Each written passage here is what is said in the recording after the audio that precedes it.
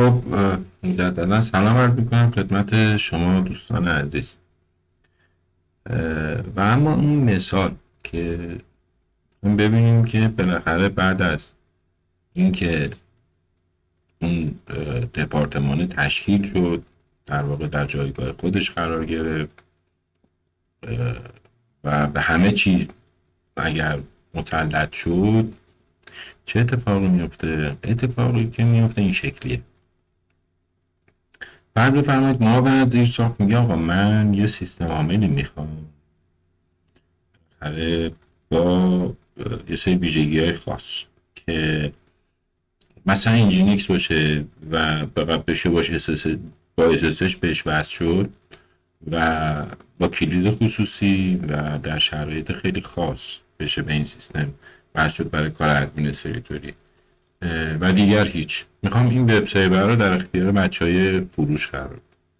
پس یه سری کنترل‌های خاص باید روی این سیستم عامل باشه، یه سری قابلیتاش باید حذف شده باشه، اصلا نداشته باشه و اون قابلیت‌هایی هم که داره ارائه میده با یه سری اما و اگر و شرط و شروط بایستی کار بکنه. بلاک ها یه جایی ذخیره بشه، چه اتفاقی برای سرور افتاده، سرور در چه وضعیتیه و حالا کنترل‌های مختلف امنیتی رو در نظر بگیر. به نظر میرسه که اینجا ما میرسیم مثلا به یه سیستم عامل، به OS تایپ 1.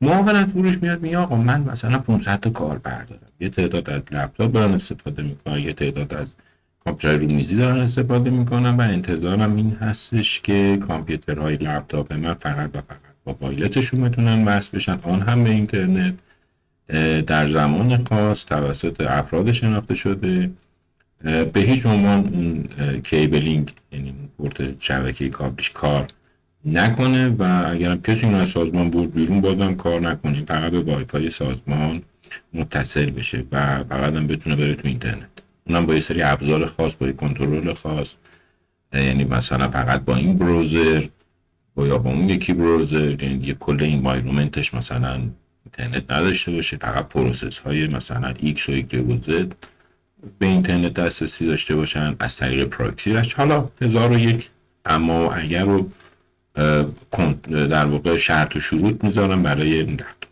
از این طرف میان روی کامپیوترهای دسکتاپشون میگن که آقا این کامپیوترهای دسکتاپ اگر میخوان وصل بشن به سیستم مثلا باید OTP داشته باشن، بعد مثلا باید فقط کابلش کار کنه دیگه، هیچی بهش وصل نشه، مثلا وایرلس اصلا معنی نداره برای ما روی این سیستم های دسکتاپ، USB نباید فعال باشه، نمیدونم در زمان خاص، در زمان کاملا تعیین شده توسط فرد کاملا شناخته شده به یک سرویس خاصی این دسکتاپ وصل میشه و اونم مثلا روی این پورت، روی این IP و شرایط اتصال اینه که مثلا سیستم به روز باشه و حالا 1001 شرط و شروط میذارن برای اینکه دسکتاپ وصل بشه. به نظر میرسه مثلا اینجا هم شما دو تایپ OS دارید.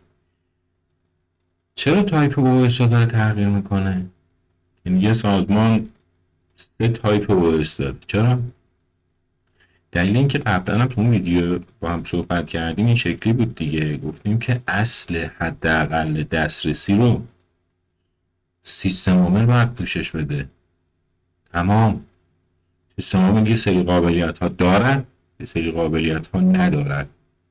تمام.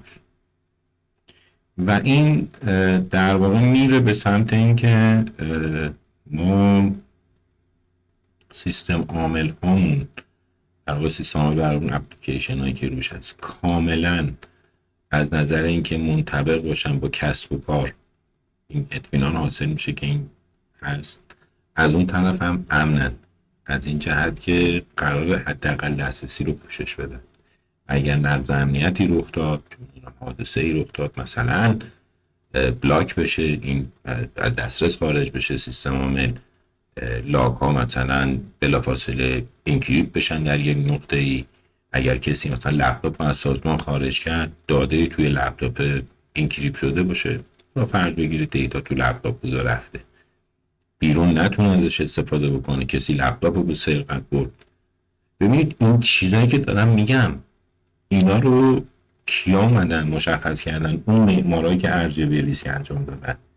قرار نیست همه جا همه شکل فقط مثلا همه کنترل امنیتی همه جا یه شکل باشه. نه، یه جا میبینید یه سری کنترل ها بهش اهمیت بیشتری داده میشه، یه جا مثلا یه مدل دیگه از کنترل ها بهش اهمیت بیشتری داده میشه. این تنظیم کردن پیچ امنیت خیلی مهمه که در واقع کار بهینه در بیاد. این هم از این مثال. ما توی بخش بعدی انشاءالله میریم سراغ موضوع فریمورک. مرسی که وقت گذاشتید، ممنون و خدا نگهدار.